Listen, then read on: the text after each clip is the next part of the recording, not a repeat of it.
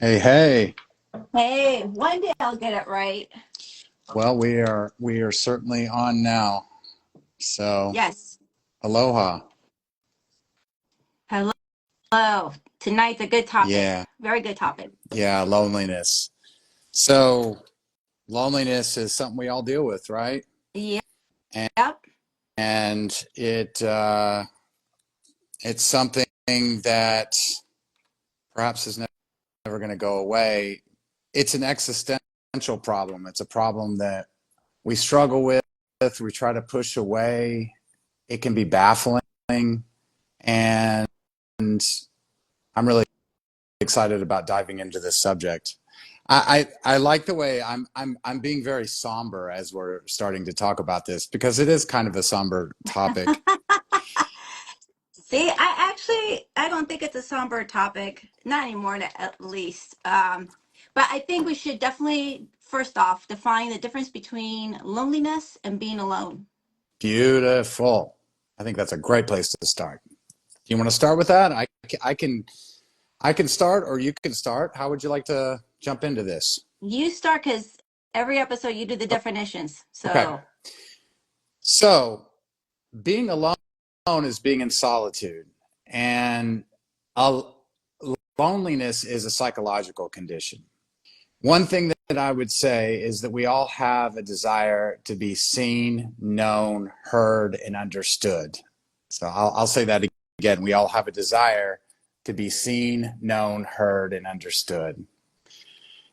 And the psychological definition of loneliness, I mean, basically, what I would say that it means is there's a gap between the social interaction that you want and the amount that you're getting.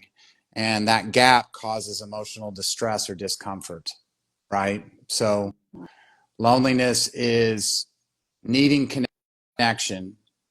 We're not getting it. But being alone, there isn't necessarily a need for something you're not getting. Being alone is being in solitude. And of course, there are people who choose to be in solitude. There's people who have emotional and spiritual growth by being in solitude. And then on the other side of the spectrum, there are people who, we can't be alone, even to the point where this epidemic, as it's called, with loneliness, we have to look at our phones every 5 seconds because that distracts us from our aloneness. That is whether it's swiping on Tinder or uh, always needing to be busy. I mean, the list goes on, and I would venture to say that the primary reason for addiction is loneliness. But we can go more into that. So basically, being alone is a physical state. It's not being around others. Loneliness is a psychological condition, and there is a gap between how much you want to be with other people and that absence of being with other people. And because of that, there is emotional distress, or at the very least, there's discomfort. And it's because, as all human beings, we all have that desire to be seen, known, heard, and understood. And that's built into our biology. So we're all wired differently. We all have different needs and preferences. Some of us are more extroverted, some of us are more introverted. But no matter who we are, of course, we all experience loneliness at some point in our lives. So how is that to get us started? What do you think, and what would you like to add? okay, lots of things.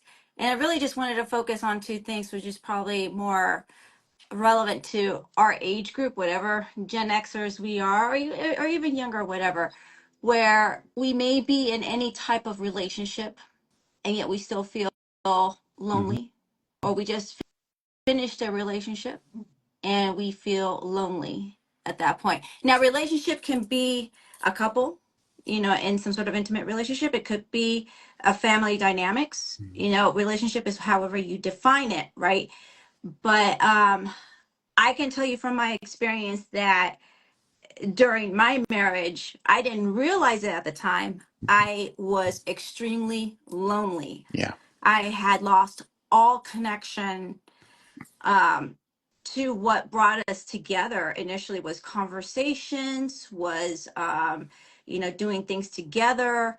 And so my addiction became my kids. When I realized I'm not getting what I need from my partner, then I focused all my attention to my kids because they're always going to need me. And so I'm never going to be lonely in that sense, right? Because I'm being seen, heard, they need me. There's a reciprocation of dependence, codependence there. Fast forward, I do not feel lonely at all. As a matter of fact, the moment I left the marriage, I I was able to finally wake up and be relaxed, go to sleep, relax. And then I realized I'm good. But now I feel alone because I have shenanigans that I want to do, and I have no one, a partner, to have shenanigans with, to partake in those shenanigans. Um, and I know I'm kind of going around in circles, but it's kind of the same thing. And I want to say, bring out something that you and I talked about last week, was that there is a deep need for people to never be alone, that they Mm-hmm. want to always fill that void. Mm-hmm. So then you have the case of rebounding, right? To fill Mm-hmm. that void of Mm-hmm. loneliness. So what I want to ask you is, why do you think people want to rebound? What is the fear? Why are people so much in fear of being alone? Yeah, yeah. So first of all, thank you for being vulnerable and open about your own situation because people can relate to that. So why is it that people have this fear of being alone? Do you want me to go deep? Because I will. You want me? I'll go. That was a question for I'm you. gonna. I'll go. I'm gonna go. I'm gonna go deep, and because here's the thing: is there is so much that's sold to us about how we cannot be lonely and to feel this loneliness, whether it's you're, and they're all beautiful and they're all great. If you get a certain amount of success, if you get this person back, you just scour YouTube or social media with what we're on right now. It's if you do this, then you will get, you'll feel okay. And that needing to feel okay is, I would suggest, is trying to not feel that existential loneliness. So we as human beings have a feeling of existential loneliness. And so I said I was going to go deep and it's a little philosophical, but I'm only saying this because it's practical, Wait, which are you is, going to define existential? Because as you were giving examples about social media, if you get this, I just remember my own journey. You know, when your twin flame back, this is what you need to do: meditations to win that love back, or mm-hmm, things of that nature. Which is, you get wrapped up in that because you have that fear of mm-hmm, loneliness, being alone, the mm-hmm, unknown yeah, altogether. And we are looking for external things to fill that void, to, at least for that moment, that little small moment in mm-hmm. time, to fill that moment of loneliness with whatever it is that you find on YouTube or TikTok or whatever.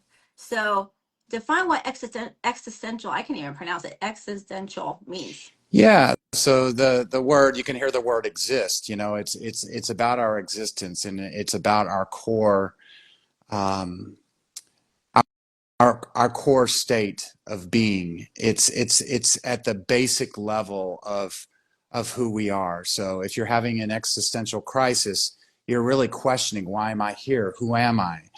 So existential means my very existence, my state, the state of me being me, and what it's like to be me. So, obviously this is, you could call it spiritual, you could call it, um, just the basic core questions that we as human beings are trying to figure out. And so we find ourselves and I'm going to try not to get too esoteric, but we find ourselves in this separate body looking out through our eyes, and we only experience our mind and our awareness, and then we look out and we see all these other separate people. And no matter what, we are never going to feel on a physical level completely connected to other human beings. The only way we can do, the reason we love sex so much and it keeps the human race going is because that's the closest we can get on the physical level of feeling like we're one with someone else.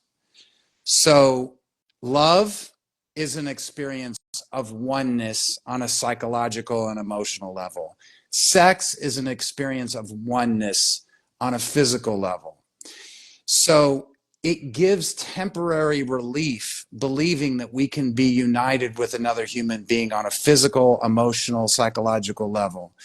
But in the end, we are always left with being a separate body. And so the truth is, and this doesn't always sell seminars because we're always trying to fill that void with success, purpose, relationships, get her back, win this, or you could take this pill, or I mean, all of those are great and important. But the truth is no matter what, we are still left being ourselves as a separate human being in a separate body. So that feeling of aloneness, feeling of loneliness is at the core and existential one, is that I am actually separate. And on a physical level, I want to unite with other human beings. That's what keeps the human race going sexually. It keeps love is what allows us to get oxytocin going and to really connect with human beings. It's how we have survived as human beings to be in tribes. If we weren't in a tribe, we started out being with 100 to 150 people. And if we weren't, and we were with them the rest of our lives, and if we were kicked out, we would die. If we don't have sex, then we don't survive. So we have this pull to be connected to other people. And it's part of who we are. But we're left with this feeling of knowing, no matter what, we are still left with being ourselves. Now, there are solutions to this, but this is the dilemma of being a human being. And I'm just being real that this is the feeling that we're all trying to avoid. It's like the Wizard of Oz, the man behind the curtain. We have to know there's this loneliness behind the curtain that we're all trying to avoid. And I almost said void because it is a void. It's an emptiness that we have inside of us. So that's why we go back. That whole answer is, why do we keep rebounding? Because we don't want to be alone. We don't want to be So alone. why does it hurt so much? Why is it when you have the breakup? Why is it when you decide to leave your family because they don't, you don't see eye to eye? Why does it feel like physically your heart is getting ripped out of your body, Mortal Kombat style? Like, why does it hurt so much? And it fucks you up. Like, it fucks you up. That's when you go into depression. Then everybody, all your friends start getting tired of you talking about the same thing over and over, so you start losing friends. So it's a whole like downward spiral. Yeah. Why does it hurt so much? Well, I think it's really just to take a second here to have compassion for ourselves as human beings, because this is universal. And that's why I feel somber, starting off talking about this, because it's true that this aching feeling and this longing that we have. And so the reason is really, I would suggest, is everything that I just talked about. So we have this longing to be with someone. That's what all the romantic comedies are about. At the end of the rom-com, they get married and happily ever after. Of course, that's not real, but there's this idea that you'll get there. So we find someone. Are we talking about romantic partners? I think that's what we're talking about, right? Sure, At we this can point? go there. That's probably the easiest one. Because when you're talking about heartache, that's what comes up for me is wanting to unite with a romantic partner. So we meet someone, and then even when we're not with that person, we're thinking about them, and even that thinking about them gives us a feeling of completeness. Then we're with that person, and it's almost like nothing else matters because we have found that thing. It's like that oneness that we're searching for has been taken care of. The honeymoon is over, as we know, 6, 9 months, a year, and then there's conflict. And then all of a sudden, we start to realize, oh, I am kind of alone. That this person is not going to fix my problems. So if we're not aware, if we're not, I'm trying to use a word, just really down to earth terms. If we're not aware, if we're not working on ourselves, and we're not seeing what's really going on inside of us, then we'll blame that other person and say, you didn't make me feel okay and not alone. I still feel kind of alone because the moment there's conflict, you're left with yourself. The moment this person wants space, it's even worse. You feel like your heart is ripped out, as you said, because what we're needing is that sense of complete incompleteness to be filled. And when there's conflict, and then of course when there's a breakup, then the reality is what we have been searching for, that person who is supposed to fill that void, that we realize that we're left with that same void, but it feels it even feels emptier because we have that need to have them fill it even more. So that all sounds very dire. That all sounds very, very depressing. But I mean, I think really before we talk about solutions, we have to talk about the problem. It's like if we're in Alcoholics Anonymous, the first step is to realize that we are alcoholics. That's the first step, or whatever your addiction is. And our addiction as human beings is to free ourselves of this loneliness, of this emptiness. And it's not just relationships. We try to free ourselves of this loneliness through drugs, TV, social media, Tinder. I mean, you just the list goes on, right? It's to distract ourselves from this feeling, this aching feeling that I am not complete. So we'll talk about solutions, but that's the problem, I would say. So basically, just to kind of like sum it up, so we have a heart, right? And you're this. Hey, look at that! Did you see That that? was very cool. That was That was magical. cool. Yeah. Woo! Okay, I'm first. I can't do that. I don't have that. I Okay. don't know. Sorry, this is my ADHD kicking in. Something shiny. Okay, focus. Okay. I'll do it down here.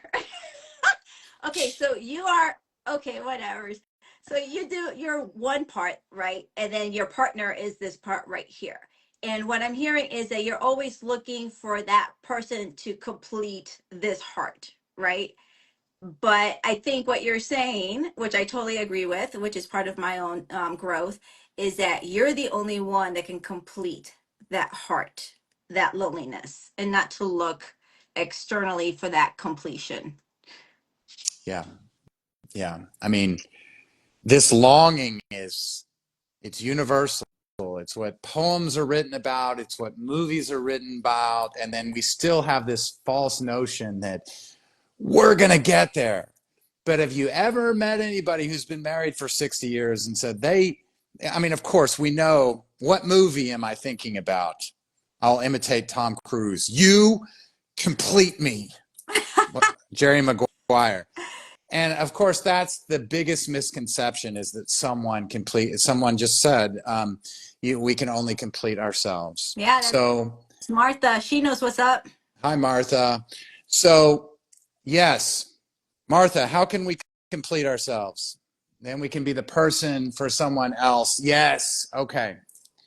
So this is a great, Martha, thank you. Okay, so this is the next step that I think is good to go into. So we see the problem. We have this feeling of incompleteness.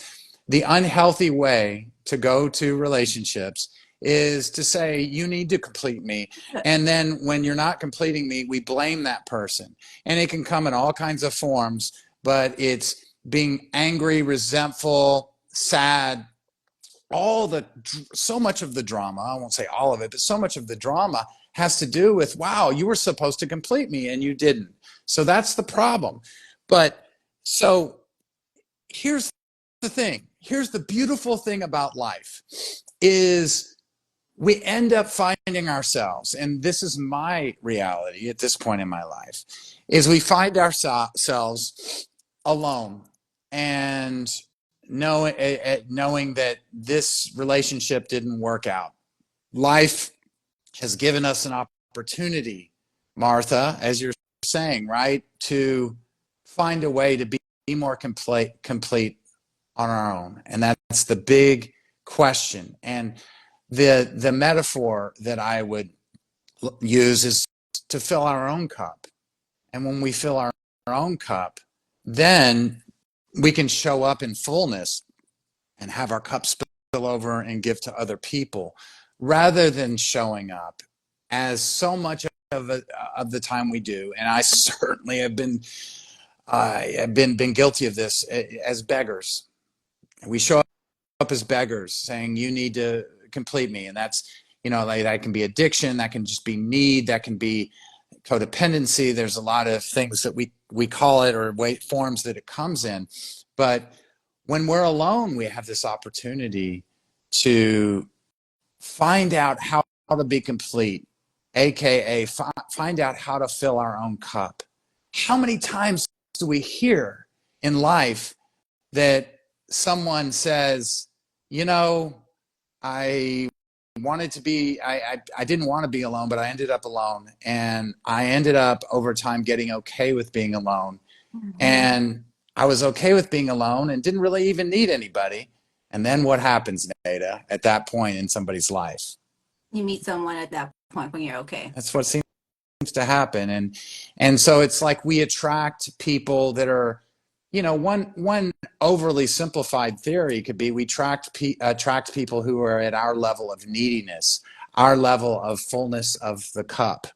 And the more full our cup is, and yes, I am overly simplifying it, but one perspective is that the fuller our cup is, the more complete we are, the more we can be a healthy person who has more to give and will attract someone, not because it's mysterious, but because this person will see it in us who's healthy, and they will only settle for another healthy human being, and that you will be with someone who's healthy. That's why I don't want to like, you'll manifest and attract. No, the person will sense, like, oh, this person's really needy. I'm going to, get away from this person. So you get and attract what you are. Everything's a mirror, I would suggest. So that's our task, right? Is to figure out how to fill our own cup is what I would say.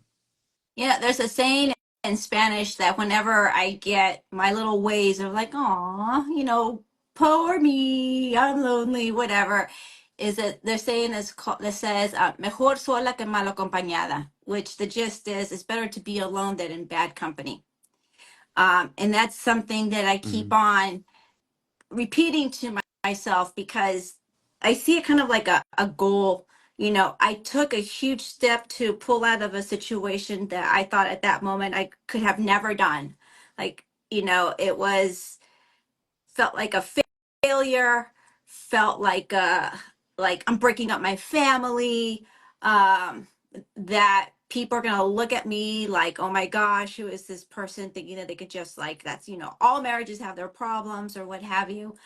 Um, and I don't want that to go in vain. It's the way I put it in my mind. Like I did all these huge things that caused so many big consequences that really changed not just my life, but all the Mm, people's lives mm, involved. mm. Right. So then I started feeling selfish and guilty because I have just shifted everyone's dynamics just for my sake, myself being selfish in my needs. So now as I move forward, I'm like, you're just like you said, I don't want to settle. Forget that nonsense. I want to do it to the best of my ability this time because I don't want to go through that again. I don't want to cause another disruption that big in my life or in the lives of others. Um, and and it's tough because I think you touched on in the very beginning is at what point do you become aware of where you're at? And I Yeah. think for some people, you really have to go through the whole process where you are just you're the victim. You lose your friends because they Mm. don't want to hear it anymore. Um, or like in my case, like none of I was hoping some my friends would tell me, "Oh, don't worry, girl. Yeah, leave his ass. Whatever. You can do better." None of my friends did that. So that's how I know I have legit friends. My friends were like, "You know what? Only you can figure this out. Take your time, take your break, and see what happens over time." Right? So they let me go through the whole process that I needed to go through.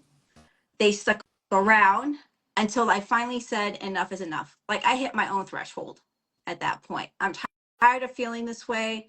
I'm tired of crying. Like what's next steps? And that's I think when I became aware that, it's gonna be okay. I'm kind of done with my whole brouhaha and I can move forward in my life. Yeah. So how did you get to being okay? I think you know what it is I occupy my time with I do everything that makes me happy. So, Mm. and I'll quote what Bashar says, Dara and guys, always act on your highest excitement, even if it's just that bit. So even if it's just 10 minutes of TikTok, so I can just laugh hysterically at what people post because there's some good stuff on that on TikTok, Mm. on Instagram that makes you laugh the whole time. That raises my vibration. I feel good. I can put the phone down and move forward. I just needed that little bit of uplifting. And then just set my mind to personal growth. So I do tons of reading. I listen to tons of podcasts and manifestation, law of attraction is the action that you put towards it, right? Mm. So don't expect it to just land on your lap. You have to take actions towards it. So if you want that better person, you have to be that better person yourself, like Martha was saying. So if I want to have a legit relationship, I need to make sure that I'm a legit person. You just, I think, nailed something that is so important is be the person that you want to be with. Become that person that you want to be. And another thing that I love that you said is so we have to get with the pain and we have to do our personal development work, but we also have to find ways. There's a balancing act to alleviate that feeling of loneliness too, because okay, it's twofold. There is, I think it's so important to remember that there is nothing wrong with us for feeling lonely, because it is, as I mentioned at the beginning, it's built into our biology to want to connect to other human beings. Just like we are hungry, we need food. When we're lonely, it's because we need to be with people.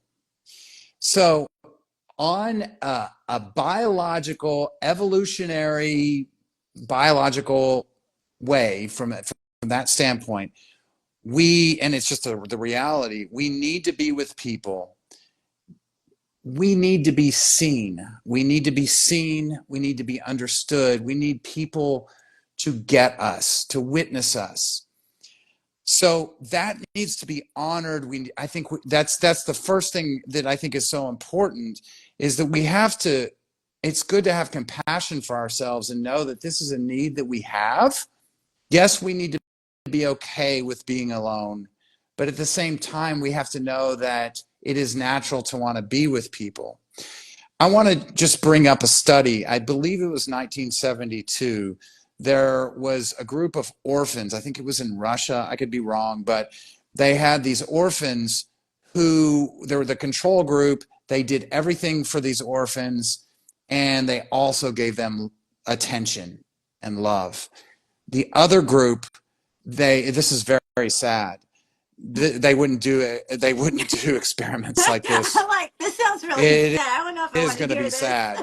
I'm warning you. So it's actually not funny. So the other group that wasn't the control group, they took care of them, changed their diapers, fed them, did everything that they needed to do to help them thrive as human beings, except they didn't give them attention and give them love. And you know what happened? A few of those children, two or three of them, died mysteriously. They died. And I believe they followed some of those children, and unfortunately, and not surprisingly, they had mental, psychological issues. Just from that period of time, and I don't think it was that long, where they just weren't getting attention. So why am I saying this? I think it's obvious. The reason I'm saying this is it's a basic need, and it is like food for us. Just like we're hungry, we need to eat. We need to be around people now, and people, and that attention, just like talking to a plant, it helps it live. We need to have that to survive. It's also very important to bring up that long-term loneliness is attributed to heart disease, Alzheimer's. I have read and heard many times over and over again. I don't know where they get the statistic, but I just hear it over and over again that loneliness over a long period of time is the equivalent of having 15 cigarettes a day. So it causes physical problems over time. And if you're having loneliness, I don't believe that, if you're moving through something that it's necessarily going to do that. But this is the one bucket of the two that I'm bringing up, is that this is part of who we are. We need this, but on the other side of it, we do need to be okay as an autonomous, independent individual, that even though on the periphery, on the surface of our awareness and our being, we need other people, there has to be the part of us that's okay being alone, that we're in touch with, and we aren't coming from a place of, you need to make me feel okay. We grow that part of ourselves that is okay no matter what. And I've said a lot, so I want to stop there. But that there's one bucket is, we have to acknowledge and have compassion for ourselves and know that we have a need for being alone. And then we have to know on the other side, the other bucket is that we have to be okay with ourselves, where we are not so needy that we have to have somebody else to fill our cup. So just like almost everything in life, it's a paradox. We have to seize those opportunities that life gives us to get okay. And what does that mean? It means healing our wounds, moving through them, dealing with the traumas, and finding the place in ourselves that is okay no matter what. So, Well, first off, whoever decided to do that research, I hope they feel like crap for ruining those kids, lives, the ones that didn't get attention. Because why would you do that to children, those orphan well, children? I don't think they Oh my meant to, in God. their defense, but yeah, they did a lot of crazy experiments, that they don't do now, thank God. But yeah, that was, but I mean, you can see how that maybe you wouldn't expect that outcome from, but it's like not having attention, not having the, I love this saying, and I've said this in another live stream we've done, that Stephen Covey said, the deepest hunger of the human heart is to be understood. We want to be seen. We want people to witness us. And that is ultimately what this alleviation of loneliness is for. So the side note, the best gift any human being can give another human being is your attention. I mean, in a basic level, but we're talking about loneliness. So with that being said,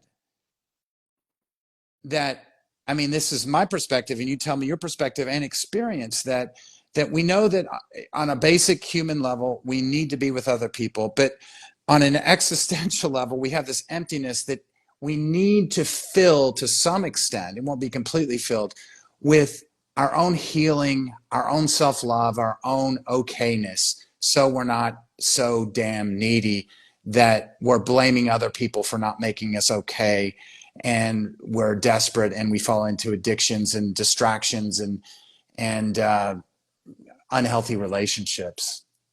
Well, I think what that study actually brought out for me is the realization that this feeling of loneliness actually comes not from where you're at this moment as we've, experienced this relationship. It comes from way further in our childhood. It must be because we don't have that programmed into our bodies, where we're looking, more than likely, if you have feeling of loneliness, you have had failed relationships over and over and over again. So I think you have to go back and say, and try to figure out, why do I have this pattern? When, what is the trigger? Why do I have this pattern? When did it start, to start healing that process? I don't feel like, let's say you're in your 40s and you've had fantastical relationships prior to that, and now you have that one relationship that doesn't go well, and you're all torn up. It's going to be a pattern that you have over and over and over again, because you are lacking something, or were lacking something from the get-go, which could have been, your parents who were just present physically, but were not there to provide the emotional support that every child would be like in that case, in the Russian study, which is exactly what happened. So where this gives us this need, where we need to feel like we're validated and seen and heard, and we're looking for that from somebody else, or it becomes an addiction. Some of it becomes sex addiction, because Yeah. it's the only way that they know Yeah. how to become, feel like something. It does. I don't even think they can even define what that something is. It just makes them feel better for that moment. Mm-hmm. You know. Yeah. Um, Yeah. so I think that study actually was, what I was thinking is, like, it actually just points out that we need to do a deeper dive into why we feel these ways, what causes us to make us have these emotions of loneliness, and why we Mm. can't get over it. um go for it. Wow. Thank you, Nada. I was just going to say, I want to quote Eckhart Tolle. This is that ties into what you're saying. Every addiction is a failure to face and move through your own pain. And to quote him loosely, every addiction begins with pain and ends with pain. So every addiction, it's numbing the pain, and Mhm. it's a unwillingness to face and move through our own pain. So um, I want to share my own experience with loneliness, and so with where they are, is that okay for me to go there? Are you feeling Yeah, make feeling it that? make it juicy, make it really juicy. Well, yeah, I'll be juicy. I'm finding myself holding my heart. So yeah, I've experienced loneliness lately. I'm a city boy. I've moved to a place. You've seen my place in the middle of nowhere. I think that's the first thing you said was, wow, you live in the middle of nowhere. If No, I think anybody's wondering, I said, yeah, I wouldn't move here. Yeah, and if anybody's wondering, Nada and I are not in a relationship, nor would we ever be. We are not attracted to each other, although you are so pretty, Nada. Ah, you're so handsome. Thank you. But that just I think that's worth saying because you were at my house. But but so with being alone out in the middle of nowhere, not being in a relationship, and really I've had people in my life, and I had girlfriends since like the second grade. I back when boys would say I don't like girls, ew, I would be like I like girls. I always wanted to have somebody around, and I used to say in my marriage, maybe in another lifetime, but I'll be alone because I knew I'd never been alone. Now I'm alone, so I have this opportunity for growth. And so I experience pain. And what does it feel like? So it's like that loneliness feels, like I said with that definition, that distress, that feeling of distress, that feeling of it's discomfort, but a lot of times it can feel like grief. Grief, it feels, Mhm. it hurts.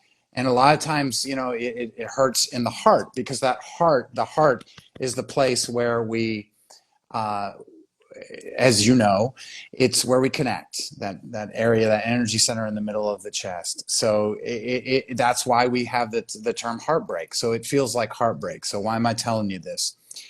Well, just to tie it back into there are these two buckets that we have that is worth paying attention to is that yes, we have to acknowledge and know that there's nothing wrong with us, so that we want to be with people, but being around people all the time and always having a mate, always having somebody that you're with, always having those distractions, even if they're just friends or whatever. When that happens, we are avoiding our pain.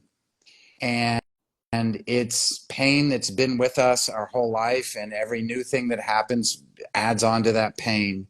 So, what I do is I acknowledge, okay, well, maybe I want to go somewhere later on, or maybe right now, but I'm going to get with that pain. And what I do, and this is if you want juicy, what I do is I get with it and I move through it. So, like Eckhart Tolle says, every addiction is a failure to face and move through your own pain. I am an extremely fallible human being. I do this messy, but I will say, when you were at my house, where did you see a TV? Nowhere. So I've chosen at this point in my life to not have distractions, a lot of distractions. So what I do is I feel it, that heartbreak, and I go into it, and I bring myself into a cry. This is somatic work, and I'll give a plug to my buddy David Mailer, who's has a group called Man on Fire, who's really I was doing somatic work, which means body, but he really helps me with this more. But is to go into it, just go into a cry if you need to. It's just like, and sometimes it's a declaration. Like sometimes I feel all alone, or sometimes I feel like I'm not good enough. It's what I'm running from. I go into it and I feel it, maybe for a minute, maybe a minute and a half, maybe 30 seconds. But I go into it. And what you find on the other side of that pain is so much of the time there's joy. So much of the time there is laughter. So much of the time there's just that feeling when we've been crying.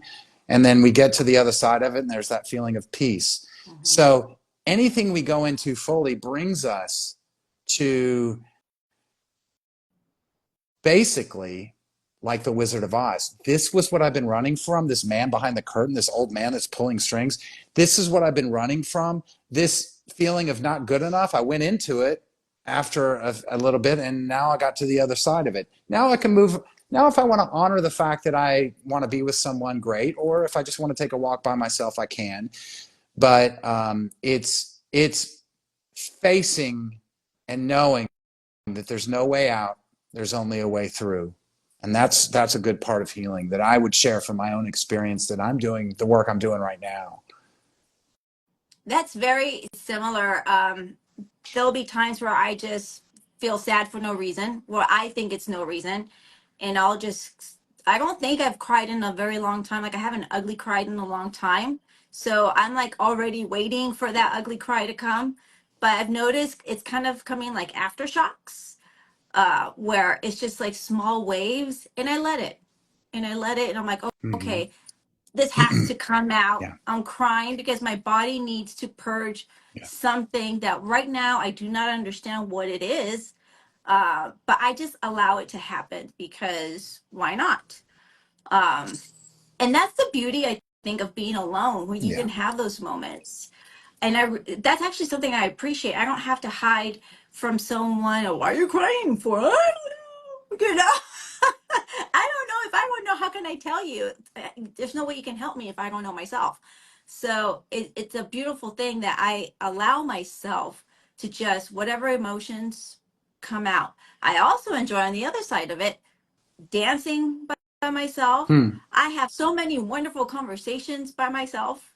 Um, just I play out all these scenarios on my head. Maybe that's just my ADHD, but I have like all these constant things in my head, which could be good, it could be bad too. And then that's a different thing. I have to, throw away the things that don't serve me.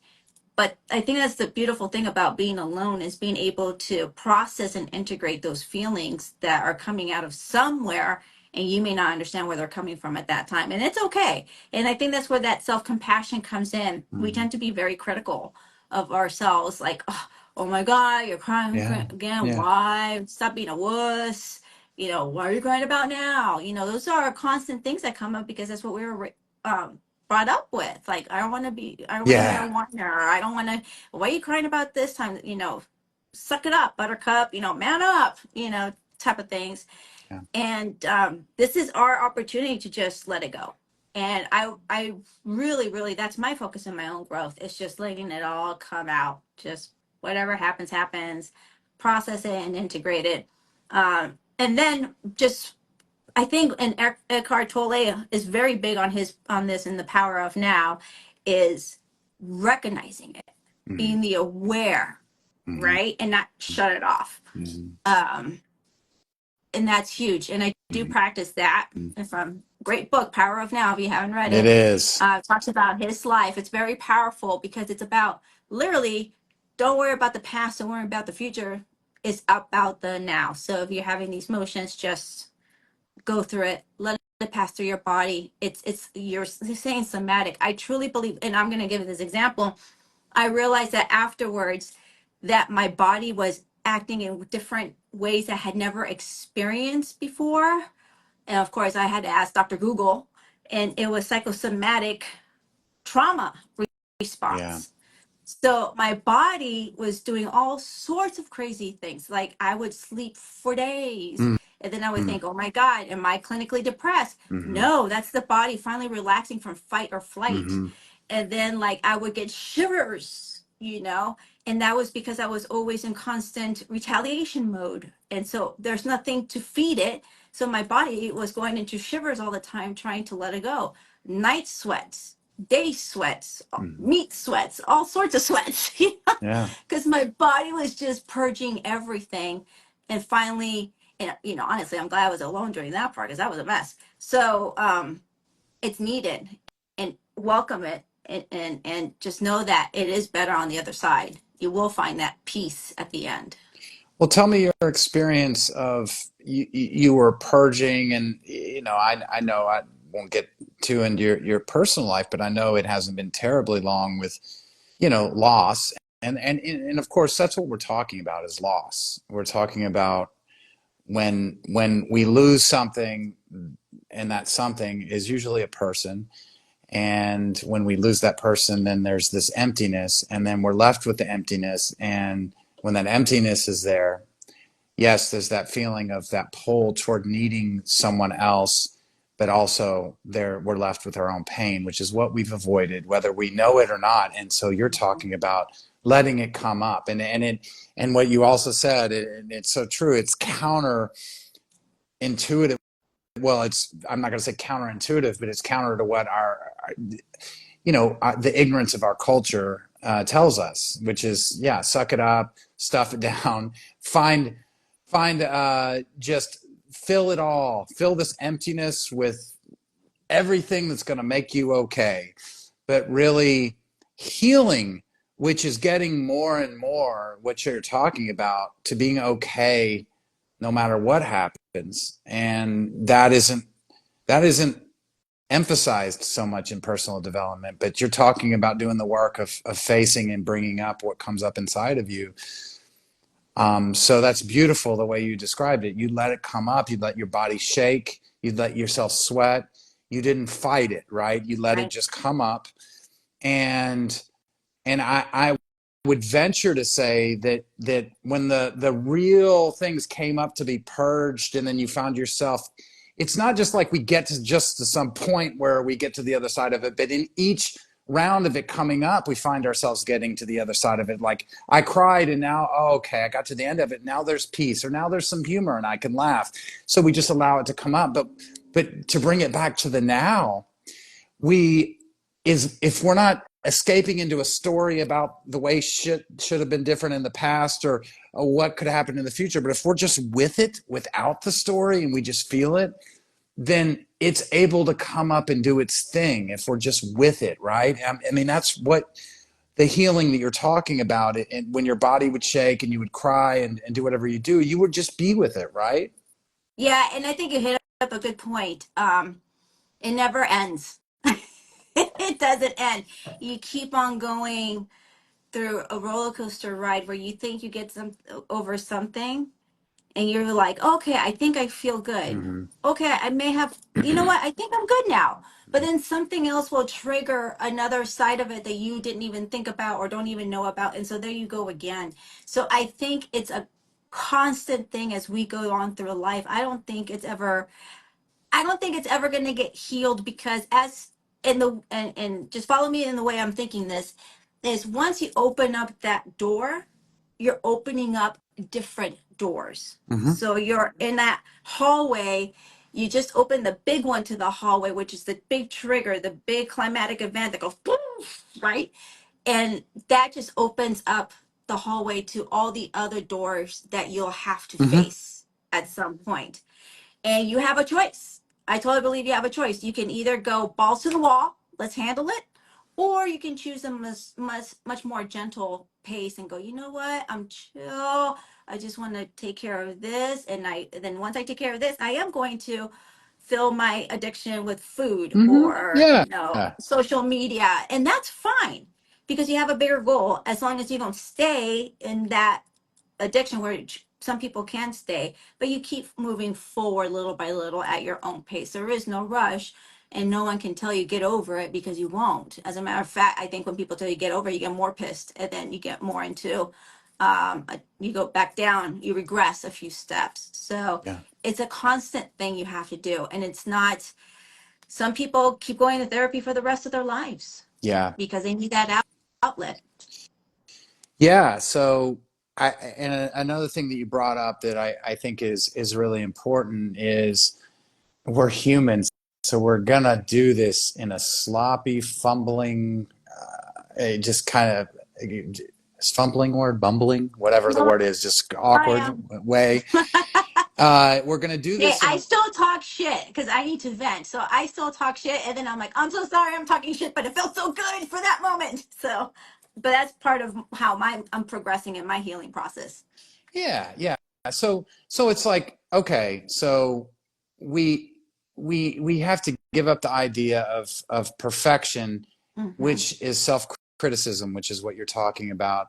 This idea that we should be doing anything particularly gracefully, because when there's grief and there's dealing with pain, and then when there's dealing with what we're talking about is loneliness, then things come up. And when things come up, it's messy, but we get with the messiness. We allow ourselves to be messy rather than perfect.